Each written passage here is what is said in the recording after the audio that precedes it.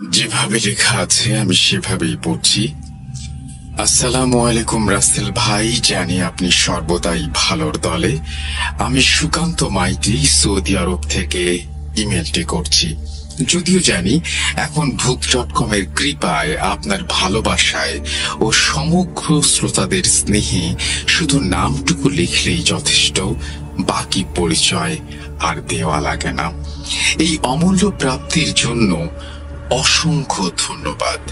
ঘটনাটা শেয়ার করার আগে আমি কয়েকটা কথা বলতে চাই রাসেল ভাই।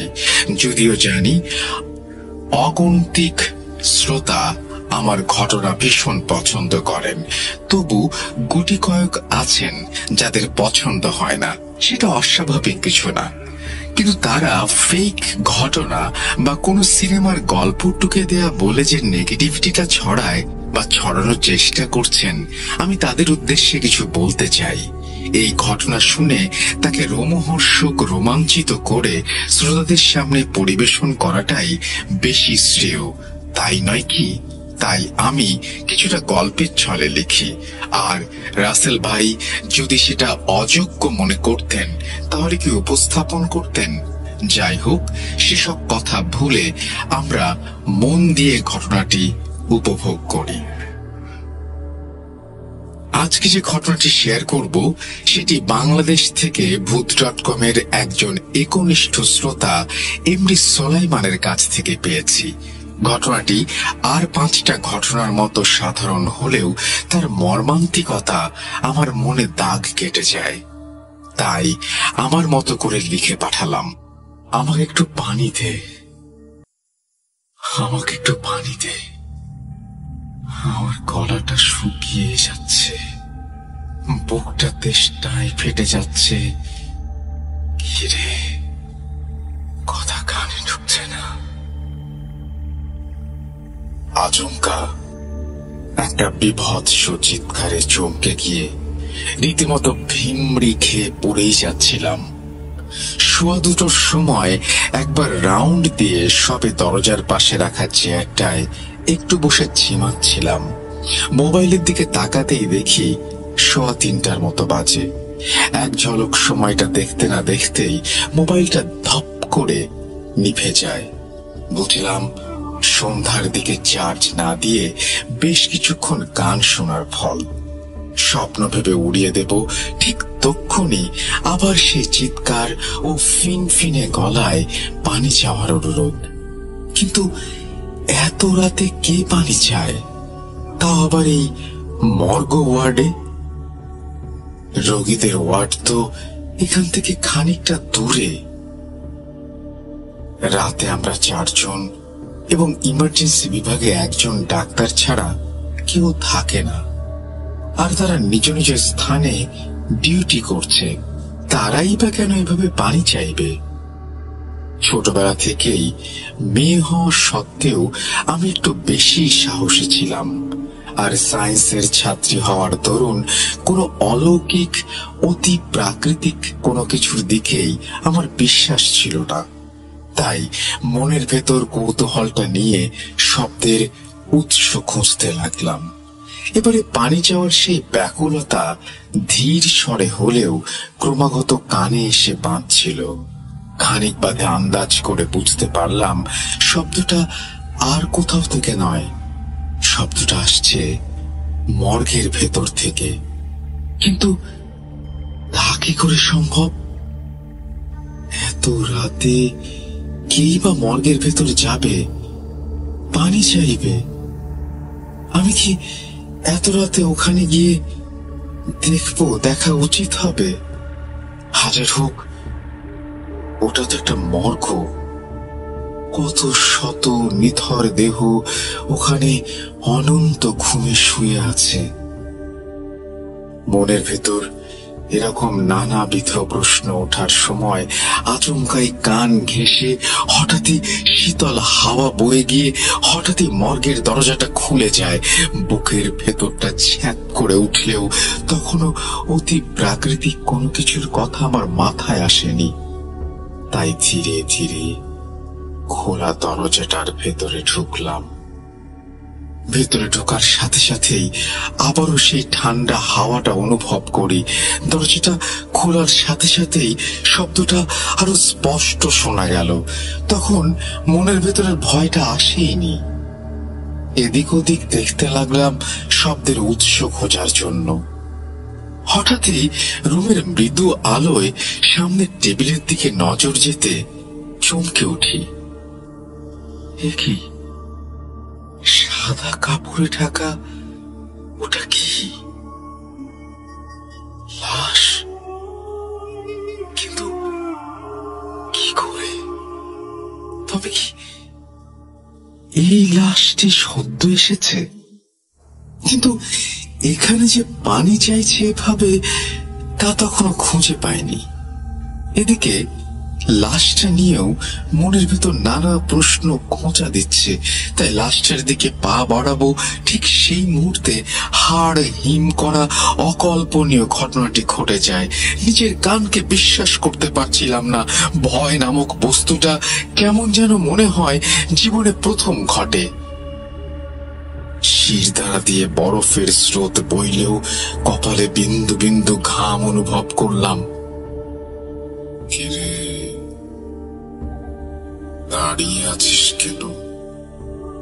পানি দে, পানি দে।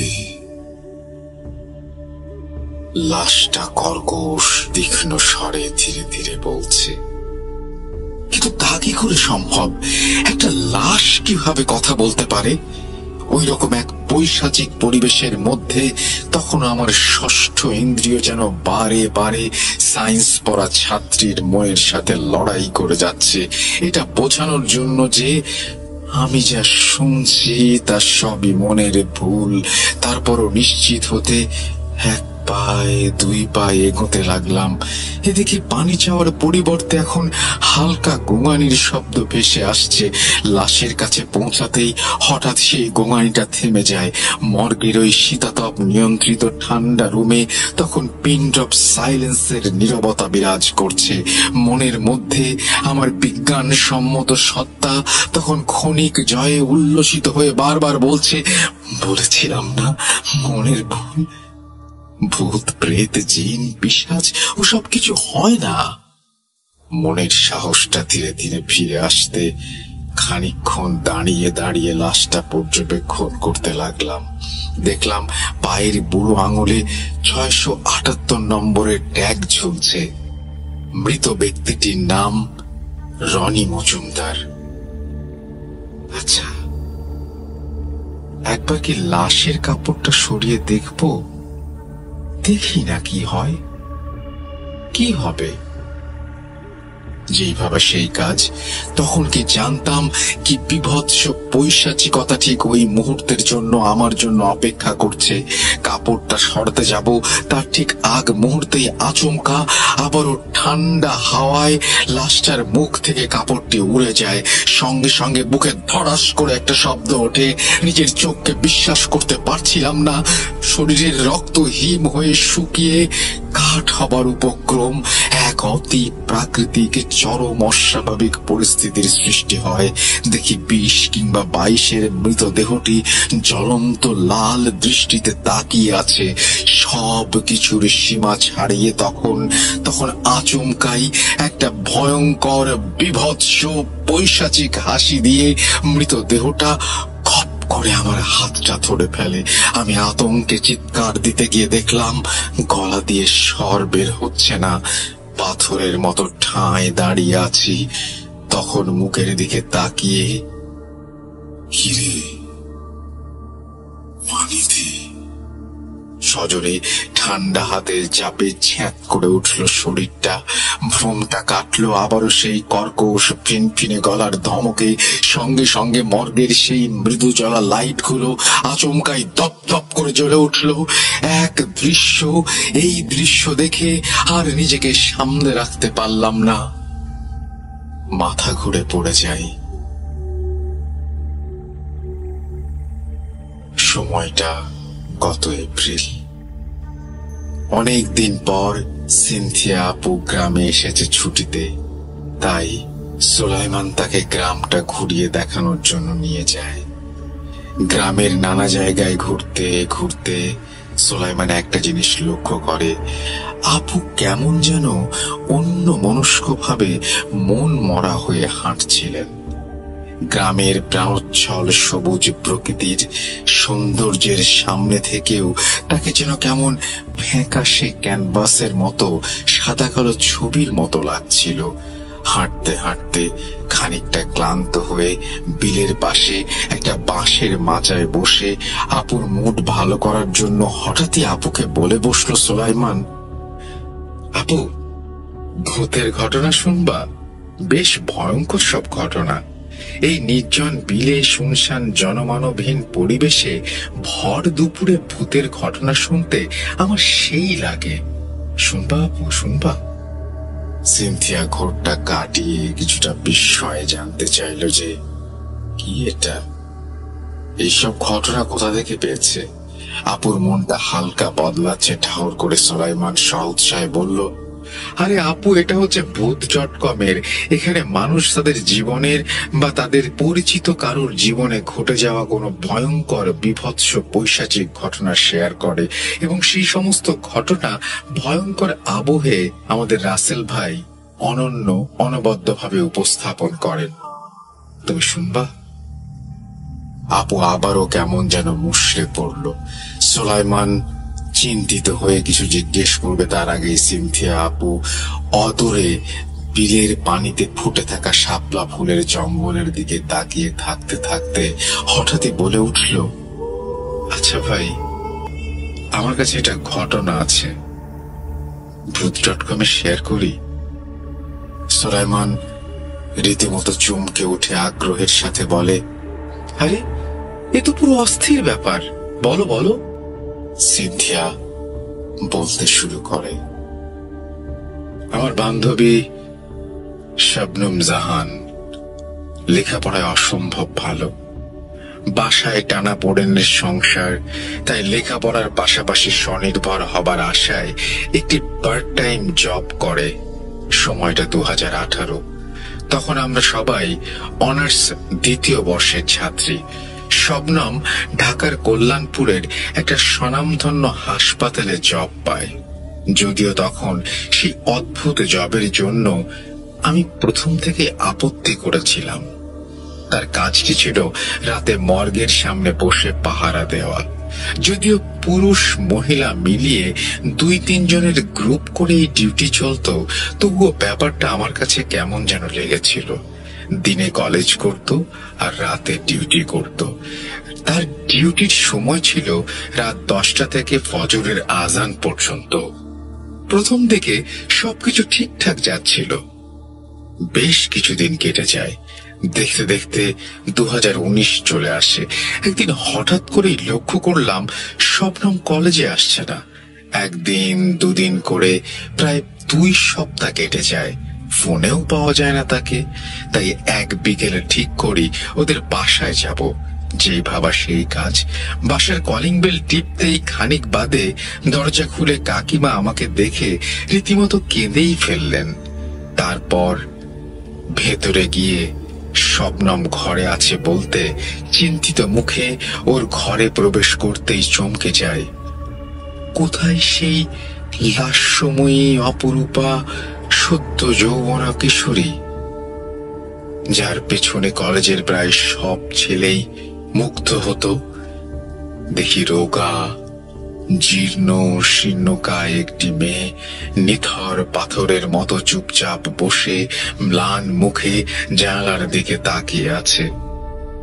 2-3 বার ডাকার পর হঠাৎ চমকে উঠে পেছন ফিরে কয়েক মুহূর্ত দেখে উঠে জড়িয়ে ধরে কান্নায় ভেঙে পড়ে।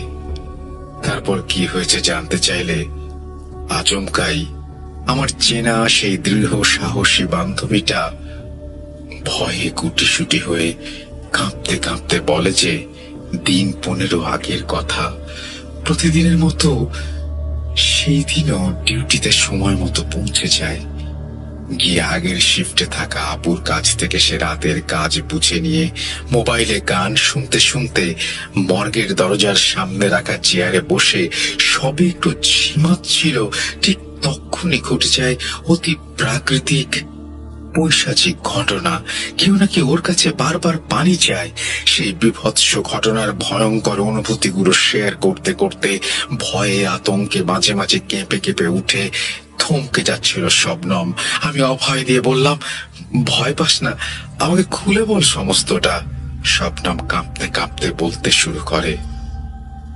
মাথা ঘুরে পড়ে যাবার পর আর কিছু মনে ছিল না। জ্ঞান যখন ফিরে, দেখি আমি আমার নিজের বিছানায় শুয়ে আছি। পাশে মা, বাবা, ছোট ভাই সবাই চিন্তিত অবস্থায় বসে। সেই বিষণ্ণ থমথমে পরিবেশটা কাটিয়ে মা মাথায় হাত বুলিয়ে বলল, তোর কি হয়েছে মা? রাতে তোর সহকর্মীরা মর্গের দিক থেকে একটি অস্বাভাবিক চিৎকার শুনে ছুটে গিয়ে দেখে দরজা হা করে খোলা, তুই আশেপাশে কোথাও নেই। ভেতরে ঢুকতেই তারা অবাক হয়ে যায়, দেখে তুই নাকি মেঝেতে পড়ে আছিস। তখন ওরাই আমাদের ফোন করে, তারপর তোকে বাসায় নিয়ে আসি। বলতো মা, কি হয়েছিল? আমি গ্লাস থেকে একটু পানি খেয়ে সেই রাতের সব ঘটনা খুলে বললাম। বাবা সঙ্গে সঙ্গে সূরা আয়াত পড়ে আমার মাথায় হাত বুলিয়ে দিয়ে বলে উঠলেন, এত রাতে তোর মর্গে থাকা ঠিক হয়নি। এই পৃথিবীতে অনেক কিছুই আছে যা সময় মতো বিজ্ঞান দিয়ে ব্যাখ্যা করা যায় না। এসব কিছু ভুলে যা মা। আল্লাহর রহমতে তুই যে এখনো ভালো আছিস, এটাই অনেক। বাড়িওয়ালা কাকাও পাশে দাঁড়িয়েছিলেন, আমাকে 5 ওয়াক্ত নামাজ পড়তে এবং মহান আল্লাহ তাআলার উপরে ভরসা রাখতে বলে চলে যান। মা একটু স্যুপ খাইয়ে দেয়, তারপর আমাকে আরো একটু আরাম করতে বলে একে একে সবাই চলে যায়। আমিও মনকে শক্ত করে গতকালের সেই পৈশাচিকতাকে একটি দুঃস্বপ্ন বলে উড়িয়ে খোলা জানালা দিয়ে স্নিগ্ধ প্রকৃতি দেখতে লাগলাম। কিন্তু তখনও কি জানতাম পৈশাচিকতার সবে শুরু। সেই ঘটনার পরে আমি হসপিটালের কাজটি ছেড়ে দেই। এরপর দিন তিনেক সবকিছু ঠিকঠাক ছিল, সবকিছু ধীরে ধীরে ভোলার চেষ্টা করছিলাম। কিন্তু 4র্থ দিনের দিন ঘটে যায় আবারও এক পৈশাচিক ভয়ঙ্কর ঘটনা। আমি প্রতিদিনের মতো রাতের খাবার শেষ করে রুমে গিয়ে একটু মোবাইল দেখছিলাম। সে সময় হঠাৎই রুমের জানলা থেকে একটা খটখট আওয়াজ কানে আসলো। মুখ ফিরিয়ে জানালার দিকে তাকাতেই আমার সমস্ত শরীরটা ঝাঁকুনি দিয়ে অস্বাভাবিক আতঙ্কে কাঁপতে লাগলো। দেখি জানালার বাইরে একটি বিভৎস পৈশাচিক ছায়া মূর্তি দাঁড়িয়ে আছে। জ্বলন্ত চোখ ব্যতীত সেই ছায়া মূর্তির আর কিছুই দেখা যায় না। এমন সময় হঠাৎই এক ভয়ঙ্কর অদৃশ্য হাত যেন সজোরে আমার গলাটি টিপে ধরে। ছটফট করছিলাম চিৎকার করার জন্য, কিন্তু শত চেষ্টাতেও পারছিলাম না। সেই অতি প্রাকৃতিক পৈশাচিক চাপে আমার চোখ দুটো যেন ঠিকরে বেরিয়ে আসার উপক্রম। সেই অসহনীয় কষ্ট সহ্য করতে না পেরে মুখের জিহ্বা বেশ কয়েক ইঞ্চি বেরিয়ে যায়। হয়তো সেই বুঝি মৃত্যুর আগের শেষ মুহূর্ত। তাই মনের মধ্যে অবশিষ্ট আশাটুকুকে একত্রে করে সূরা পড়ার চেষ্টা করতেই সঙ্গে সঙ্গে বিদ্যুতের মতো সেই অদৃশ্য হাত আমাকে বিছানায় কয়েক ইঞ্চি তুলে ফের আছাড় মেরে থেমে যায় এবং তৎক্ষণাৎ সেই বিভৎস ছায়া মূর্তিটিও অদৃশ্য হয়ে যায়। আমি হঠাৎ করে চমকে উঠি। তবে কি এতক্ষণ আমি স্বপ্ন দেখছিলাম? যা ঘটেছে তা সবই কি স্বপ্নই? মোবাইলের দিকে তাকাতেই হঠাৎই বুকের ভেতরটা ছ্যাঁত করে ওঠে। মোবাইলের সময় দেখায় 3:15। তার মানে আমি হয়তো মোবাইল চালাতে চালাতে ঘুমিয়ে পড়েছিলাম। কিন্তু তা কি করে সম্ভব? আমার তখনও মনে হচ্ছিল আমি জেগেই ছিলাম এবং কয়েক মুহূর্ত আগে আমার সাথে সেই পৈশাচিক ঘটনাটি ঘটে গেছে। মনের ভেতরটা তখন নানা রকম প্রশ্নের ঝড়ে উত্তাল। ঠিক সেই সময় হঠাৎই একটা বিশ্রী গন্ধ আমার নাকে এসে নাক বন্ধ হবার উপক্রম। জানালা দিয়ে রুমে আসা রাস্তার ল্যাম্প পোস্টের আলোয় হঠাৎই নজর যায় রুমের কোনায়। এ কি? ওটা কে? ওটা কি? সঙ্গে সঙ্গে মনে মনে বলে উঠলাম, দেখি কালো অবয়বের ন্যায় কিছু একটা দাঁড়িয়ে। প্রথমে ওটাকে কোনো কিছু ছায়া মনে করেছিলাম, কিন্তু আমার ধারণাকে ভেঙে দুমড়ে মুচড়ে দিয়ে হঠাৎই সেই ছায়া আমার দিকে এগিয়ে আসতে থাকে। শরীরের প্রতিটি রক্তবিন্দু ভয়ে আতঙ্কে জমে হিম হয়ে আসে।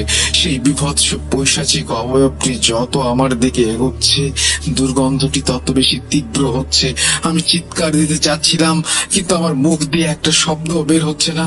মুখের ঠিক সামনে আসতেই আতঙ্কে চমকে উঠি, বুঝতে পারলাম, আরে কোথায় অবয়ব?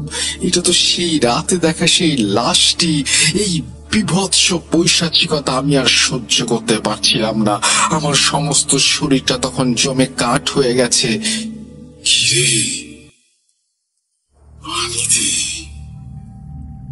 পানি খাই না অনেকদিন, এই বলে একটি ভয়ঙ্কর পৈশাচিক হাসি দিয়ে ওঠে। তারপর কি হয়েছিল আমার কিছু মনে নেই। সকালে উঠে দেখি আমি আমার রুমেই শুয়ে আছি। গলার কাছে ভীষণ ব্যথা অনুভব করলাম। বিছানা থেকে উঠে ফ্রেশ হতে গিয়ে দেখি গলার কাছে হালকা দাগ। সঙ্গে সঙ্গে চিৎকার দিয়ে উঠি। চিৎকার শুনে মা ছুটে আসেন রুমে। কিরে, কি হলো? এরকম চিৎকার করে উঠলি কেন? মা আতঙ্কে বিস্মৃত হয়ে জানতে চান। গত রাতের সেই বিভীষিকাময় পরিস্থিতির কথা খুলে বলতে মা বলে, সবই নাকি আমার মনের ভুল। আমাকে একটু কম চিন্তা করতে বলে রুম থেকে বেরিয়ে যায়। বুঝলাম, এভাবে বাসায় বসে থাকলে কিচ্ছু হবে না। তাই গরম গরম পরোটা নাস্তা করে কাউকে কিছু না বলে বেরিয়ে পড়লাম আবারও হসপিটালের উদ্দেশ্যে। লাশটির বিষয়ে সমস্ত তথ্য জোগাড় করতে হবে। সেখানে পৌঁছে মর্গের দায়িত্বপ্রাপ্ত কর্মকর্তাকে লাশটির ব্যাপারে জিজ্ঞেস করতে উনি জানান যে এই মাসের শুরুর দিকে লাশটিকে ওই মর্গে আনা হয়। ছেলেটির বয়স 22 বছর, বাসা কুষ্টিয়ায়। ছেলেটি নাকি তার বান্ধবীর কাছ থেকে সম্পর্ক ভাঙার আঘাত সহ্য করতে না পেরে আত্মঘাতী হয়। এর থেকে বেশি আর কিছু সে জানে না। সব কথা শুনে দুঃখে বিষণ্ণ মুখে বাসায় ফিরি। এই বলে শবনম থামে। এরপর বছরখানেক তেমন কিছু হয়নি। সবকিছু ঠিকঠাক চলছিল। শবনম ধীরে ধীরে কলেজে আসা শুরু করে। এরই মধ্যে 2020-এ করোনার লকডাউন শুরু হয়। ফলে আমাদের সাক্ষাৎ সেভাবে আর হয় না। ওরা তো লকডাউনের সমস্যার জন্য কোন রকমে ওদের গ্রামের বাড়ি চলে যায়। ফলে খারাপ নেটওয়ার্কের জন্য যোগাযোগও প্রায় বন্ধ হয়ে যায়। এই বলে সিনথিয়া থেমে আবারও মন মরা হয়ে বিলের পানির দিকে চুপচাপ তাকিয়ে থাকে। সুলাইমান রোমহর্ষক ঘটনার মাঝে আপুকে থামতে দেখে কি হারিয়ে যাওয়ায় ভয়ে পুনরায় জোরাজুরি করে ঘটনার বাকি অংশটুকু শুনতে চায়। সিনথিয়া কয়েক মুহূর্ত চুপ থেকে একটা দীর্ঘশ্বাস ফেলে আবারও বলতে শুরু করে, মাঝে মাঝেই চেষ্টা করতাম যোগাযোগ করার, জানিস তো, কিন্তু কোনোভাবেই পারিনি। দেখতে দেখতে আরো একটা বছর কেটে গেল, তখন প্রায় শিথিল। এই করোনা কালে অনলাইনে পড়াশোনার একেবারে বেহাল অবস্থা। এত কিছুর মাঝেও শবনমের কথা মনে পড়লেই মনটা খারাপ হয়ে যেত। ওর গ্রামের নেটওয়ার্কের যা অবস্থা, অনলাইনে পড়াশোনা যে একেবারে শিখে উঠবে সে বিষয়ে কোনো সন্দেহই নেই। অথচ ওর মতো এরকম একজন মেধাবী ছাত্রী কি জানি কি করেছে। 2021-এর শেষের দিক, এতদিন পর কলেজটা সবে খুলেছে। কিছু বিধিনিষেধ মেনে কলেজে গিয়ে একে একে সব সহপাঠীদের সঙ্গে দেখা হলেও দেখলাম শবনম আসেনি। দেখতে দেখতে এক সপ্তাহ কেটে গেল, কিন্তু শবনম না আসায় মনটা ভীষণ উদ্বিগ্ন হয়ে পড়েছে। কোন রকমে শবনমের গ্রামের বাড়ির ঠিকানা জোগাড় করে একদিন সকাল সকাল চলে যাই। বাস থেকে শবনমের গ্রামের বাস স্টপে যখন নামলাম তখন 10:15 মতো বাজে। নাম ও চেহারার বিবরণ দিয়ে কিছু মানুষকে জিজ্ঞেস করতে তারা আমতা আমতা করে থতমত খেয়ে রাস্তা দেখিয়ে দেওয়ার পর ঠাহর করে যতক্ষণে শবনমের বাড়ি পৌঁছালাম ততক্ষণে বেলা মধ্যাহ্নের অভিমুখে। টিনের একচালা ঘরখানা বেশ অদ্ভুত দেখাচ্ছিল। চারপাশটা ঝোপঝাড় জঙ্গলে ঘেরা, যার এক পাশে ঘন বাঁশ বন, যেন নিঃশব্দে অচেনা বিভীষিকাময় রহস্য আগলে বসে আছে। অপর পাশে একটি ছোট পুকুর ও নানা রকম আম কাঁঠাল ফলের গাছ দিয়ে ঘেরা। গ্রাম থেকে একটু বাইরের দিকে বলেই বোধহয় পরিবেশটা খানিকটা থমথমে নিরিবিলি লাগছিল। আমি শবনমের নাম ধরে কয়েকবার ডাকতেই কাকিমা বাইরে এসে আমাকে দেখে কয়েক মুহূর্ত থমকে দাঁড়িয়ে যান, তারপর আমাকে জড়িয়ে ধরে কেঁদে ফেলেন। আমি কি হয়েছে, শবনম কোথায় জানতে চাইলে কাকিমা আমাকে বারান্দার চেয়ারে বসিয়ে চোখের পানি মুছতে লাগলেন। সেদিনের পর থেকে রাতে মাঝে মধ্যে একটু আধটু ভয় পেলেও আর তেমন কিছু ঘটেনি। এরপর লকডাউন পড়ে যেতে আমরা গ্রামে চলে আসি। গ্রামেও বেশ কিছুদিন কোনো সমস্যা হয়নি। একদিন হঠাৎ সকালে লক্ষ্য করলাম বেলা হবার সত্ত্বেও শবনম ঘুম থেকে উঠছে না। দেখতে দেখতে 10টা বেজে যাওয়ার পরও যখন ও ঘর থেকে বেরোলো না, তখন মনটা কেমন যেন কু ডাকলো। ডাকাডাকি সত্ত্বেও কোনো উত্তর না পেয়ে আতঙ্কে দুশ্চিন্তায় কি করব বুঝে উঠতে পারছিলাম না। তখন আব্বুও বাজারে গেছে, ছেলেটাও পাড়ায় খেলতে বেরিয়ে গেছে। ঘরে কিছুটা দূরে মইনুলের বাসায় গিয়ে তাকে ডেকে আনি। মইনুল এসে কোনো রকমে দরজাটা ভাঙার পর ঘরের ভেতর আলো প্রবেশ করতেই আচমকা একটা বিকট চিৎকার ভেসে এলো। ভয়ে আমার গা শিরশির করে উঠল। সেই বিভৎস পৈশাচিকতায় বুকের ধরফরানিটা কয়েকশো গুণ বেড়ে গেছে। মইনুল আতঙ্কে কাঠ হয়ে দরজার মুখে দাঁড়িয়েছিল। দেখে শবনম ঘরের এক কোনায় বসে ছুরি দিয়ে কি জানি লিখছে। ওর চোখ দুটো যেন আগুনের গোলা, শরীরটা যেন এক রাতেই চিকন হয়ে গেছে। দেখে মনে হয় অনেকদিন ঘুমায়নি। আমাদের দেখে বুক কাঁপানো একটা হাসি দিয়ে ফিনফিনে গলায় বলল, আম্মা, আমাকে একটু পানি দাও, জোর পিপাসা লেগেছে।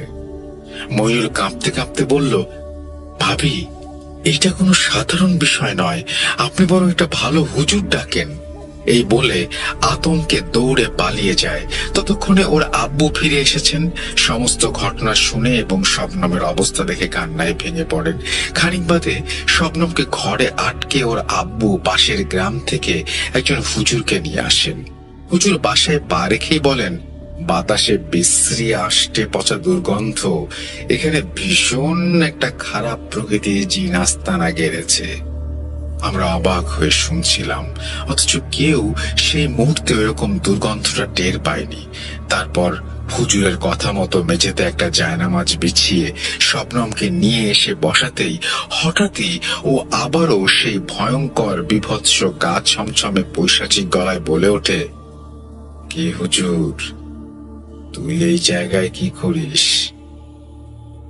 তুই ওকে আমার থেকে আলাদা করতে পারবি না, না? ওকে আমার থেকে কেউ আলাদা করতে পারবে না, আমি ওর সাথেই থাকবো। যা যা। এরপর হুজুর দোয়া পড়া শুরু করে, কিন্তু হুজুরের দোয়ায় কিছুই হয় না। ও সেই বিভৎস পৈশাচিক কণ্ঠে গর্জন করতে থাকে। খানিক বাদে হুজুর ও শবনমের ভেতর থাকা সেই পিশাচটি কি সব অজানা ভাষায় কথা বলে, যা আমরা কিছুই বুঝতে পারছিলাম না। ওইভাবে বেশ কিছুক্ষণ কথোপকথন চলার পর হুজুর বললেন ওকে ঘরে নিয়ে যেতে। শবনমকে ঘরে রেখে আসার পর বারান্দায় আসতে দেখলাম হুজুর শুকনো মুখে শবনমের আব্বুকে বলছেন, আমাকে মাফ করে দিয়েন, আমার দ্বারা এই শয়তানকে তাড়ানো সম্ভব না। আসলে সেদিন যে লাশটিকে শবনম দেখেছিল তার সাথে ঠিক কারিন জিন ছিল, এবং যেদিন ওই রনি ছেলেটি আত্মহত্যা করে সেদিন ছিল লঘু অমাবস্যা। ফলে ওর কারিন জিনটি আরো শক্তিশালী হয়ে ওঠে এবং তার নজর পড়ে শবনমের ওপর। ও শবনমকে নিয়ে যাবেই, আমাকে মাফ করে দিয়েন। আমরা বিষণ্ণ মুখে কিছু বলবো তার আগে হুজুর তার পারিশ্রমিক না নিয়েই চলে যান। এরপর অনেক কবিরাজ দেখিয়েছি, কোনো লাভ হয়নি, কাজ হয়নি। একদিন রাতে বাইরে যাওয়ার জন্য উঠেছি, হঠাৎ করেই শবনমের ঘর থেকে হাড় চিবানোর কড়মড় কড়মড় একটা শব্দ আসতে লাগলো। আমরা সবাই আতঙ্কে চমকে উঠি। ভয়ে ভয়ে পা টিপে গিয়ে ওর ঘরের দরজাটা খুলতে আতঙ্কে শিউরে উঠে চিৎকার দিতে গিয়েও পারি না, পাথরের মতো শক্ত হয়ে যায়। শবনম খাওয়া থামিয়ে আস্তে আস্তে মাথাটা তুলে আমার দিকে তাকানোর সঙ্গে সঙ্গেই একটা সাংঘাতিক ঘটনা ঘটে যায়। আমি অলৌকিক কিছুর সাথে ধাক্কা খেয়ে 4-5 হাত দূরে ছিটকে পড়ি। দেখি কোথায় শবনম, এজন্য সাক্ষাৎ নরপিশাচ একটি মুরগিকে আস্ত ছিঁড়ে ছিঁড়ে খাচ্ছে। তার ফলে দাঁত দিয়ে রক্ত চুইয়ে চুইয়ে পড়ছে, চোখে মুখে রক্তের ছিটে ফোটা। শবনমের আব্বু আমার পড়ে যাওয়ার শব্দ শুনে ছুটে এসে সেই বিভৎস দৃশ্য দেখে থম মেরে যান। কয়েক মুহূর্ত পর হুজুরের দেয়া পানি পড়া নিয়ে এসে ছিটিয়ে দিতে দিতে কর্কশ কণ্ঠে একটা ভয়ঙ্কর চিৎকার দিয়ে শবনম অজ্ঞান হয়ে যায়। সেই থেকে আমরা ওকে সারাক্ষণ ঘরে বন্ধ করে রাখার সিদ্ধান্ত নেই। ওর ছোট ভাইটাও সারাক্ষণ ভয়ে ভয়ে থাকে এই সমস্ত কাণ্ড দেখে। তারপর থেকে নানা কবিরাজ দেখিয়েও যখন কোনো কাজ হয় না, আমরা প্রায় সব আশা ছেড়ে দেই। দিন 15 আগের কথা, রাতে ওকে খাবার দিতে গিয়ে দেখি ঘরে কেউ নেই, অথচ দরজা বাইরে থেকে আটকানো ছিল। তাহলে ও গেল কোথায়? এদিক ওদিক দেখছি, এমন সময় আচমকাই টিনের চালের ওপর মর্মর শব্দ উঠছে। মনে হচ্ছে কেউ হাঁটছে। ছেলেটা আগেই খেয়ে ওর আব্বুর কাছে ঘুমাচ্ছিল, তাই ওদের আর না ডেকে টর্চ লাইটটা হাতে নিয়ে বাইরে বেরিয়ে আসি। বাইরে আসতে দেখলাম আশ্চর্যজনক ভাবে ঝিঝি পোকার ডাক বন্ধ হয়ে গেল। কয়েক মুহূর্তের অতল নিস্তব্ধতা, খানিক বাদে চালের ওপর থেকে একটা অদ্ভুত ফ্যাঁস ফেঁসে গলার আওয়াজ ভেসে এলো। ভাষাগুলো বোঝা যাচ্ছিল না। চারিদিকে জমাট অন্ধকারটা যেন আষ্টে পৃষ্ঠে জড়িয়ে ধরেছে। টর্চের আলোটা সেদিকে ফেলতেই আমি আঁতকে উঠি। পায়ের তলা থেকে যেন মাটি সরে যাচ্ছিল। আমি আর সহ্য করতে না পেরে চিৎকার করে উঠি। শবনম আস্তে আস্তে ঘাড় ঘুরিয়ে আমার দিকে তাকায়। সে কি বিভৎস পৈশাচিক দৃশ্য! সমগ্র শরীরে কাঁটা ছেঁড়ার দাগ, ছেঁড়া ফাটা একটা সালোয়ার পরে আছে সে। জ্বলন্ত চোখে আমার দিকে তাকিয়ে একটা পৈশাচিক হাসি দিয়ে পাশের বাঁশ জঙ্গলে লাফ দেয়। এদিকে শবনমের আব্বু ঘর থেকে বেরিয়ে এসেছেন। সঙ্গে সঙ্গে আমরা আতঙ্কে চিৎকার করে পাগলের মতো বাঁশ জঙ্গলের দিকে ছুটে যাই। গিয়ে দেখি বাঁশ ঝাড়ের নিচে কাটা ছেঁড়া শরীরে অজ্ঞান অবস্থায় পড়ে আছে সে। তারপর আমরা ধরাধরি করে ওকে ঘরে নিয়ে আসি। এরপর থেকে বাধ্য হয়ে শবনমকে শিকল দিয়ে বেঁধে রাখি। আমাদের জীবনটা যেন জাহান্নামে পরিণত হয়েছে। এই বলে থেমে কাকিমা আবারও কেঁদে ফেললেন। সমস্ত কথা শুনে দুঃখে মন মরা হয়ে শবনমের ঘরে গিয়ে যা দেখি তা নিজের চোখে বিশ্বাস করতে পারছিলাম না। আতঙ্কে শিউরে উঠি। দেখি আমার বান্ধবী আর মানুষ নেই, সাক্ষাৎ শয়তানে পরিণত হয়েছে। ওর চোখ তো লাল টকটকে, সারা গায়ে ছোপ ছোপ লাল দাগ। সমস্ত ঘরটা থেকে বাজে দুর্গন্ধ আসছে। শবনম একদম শুকিয়ে কাঠ হয়ে গেছে। ওর এই দশা দেখতে পারছিলাম না, তাড়াতাড়ি বেরিয়ে আসি। এরপর কাকিমার অনেক ধরাধরিতে কোন রকমে দুপুরের খাওয়া শেষ করে যতক্ষণে বাস স্টপে এসে বাসে উঠলাম, ততক্ষণে উদাসীন দুপুরের সূর্য বিকেলের টানে পশ্চিমে ঢলতে ব্যস্ত। আস্তে আস্তে বাসটা ছুটে চলল ব্যস্ততাময় ঢাকার জনসমুদ্রের দিকে। পেছনে একরাশ গ্লানি নিয়ে নীরবে শবনমের মর্মান্তিকতা বুকে জড়িয়ে সেই গ্রামখানা ধীরে ধীরে সবুজ রেখায় মিলিয়ে যেতে লাগলো। বিষণ্ণ মুখে ভেজা চোখের কোণটা মুছে আল্লাহর নাম নিয়ে একটা দীর্ঘশ্বাস ফেলে বাসের জানালা থেকে মুখটা সরিয়ে নিয়ে সিটে একটু হেলান দিয়ে বসলাম। এই বলে সিনথিয়া থামলো। দুঃখে কষ্টে ভেতরটা মোচড় দিয়ে উঠল সোলাইমানের। কয়েক মুহূর্ত দুজনে চুপচাপ বিলের পানির দিকে তাকিয়ে থাকলো। হঠাৎই একটা নাম না জানা পাখির ডাকে হুঁশ ফিরে সোলাইমান আপুকে ডেকে উঠল। আচ্ছা আপু, শবনম আপু এখন কেমন আছেন? সিনথিয়া শুকনো মুখে একটা দীর্ঘ শ্বাস ফেলে জানি না বলে মাজা ছেড়ে উঠে তাকে নিয়ে বাসায় ফেরার উদ্দেশ্যে হাঁটতে লাগলো। এরপর আরো কয়েকদিন সেখান থেকে সিনথিয়া ঢাকায় ফেরে। মাসখানেক কেটে যায়। শবনমের হৃদয়ে বিদারক ঘটনাটি সুলাইমানের মনে ভীষণভাবে দাগ কেটে গিয়েছিল। সে ভুলতে পারেনি শবনমকে। একদিন সিনথিয়া ফোন করলে রীতিমতো মায়ের কাছ থেকে ফোনটা ছিনিয়ে নিয়ে সুলাইমান সিনথিয়াকে জিজ্ঞেস করে শবনমের কথা। সিনথিয়া বলে, আসলে শবনমের গ্রামের নেটওয়ার্ক তো তেমন ঠিকঠাক নেই, তবুও প্রায় খবর নেয়ার জন্য ফোন ট্রাই করতাম, যদিও কখনো লেগে যায়। সেভাবেই পরশু সন্ধ্যার দিকে কোনো রকমের ফোনটা লেগে যায়। গলা শুনে বুঝতে পারি কাকিমা।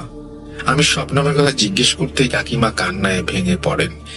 কি হয়েছে জানতে চাইলে সব শেষ বলে কাঁদতে কাঁদতে ফোনটা কেটে দেন। এই বলে সিনথিয়াও কান্নায় ভেঙে পড়ে। এরপর ফোনটা কেটে দেয়। ফোনটা কাটার পর বেশ কিছুক্ষণ সুলাইমান দুঃখ কষ্টে থম মেরে যায়। আমাকে একটু পানি দে, গলাটা শুকিয়ে যাচ্ছে, আমাকে একটু পানি দে।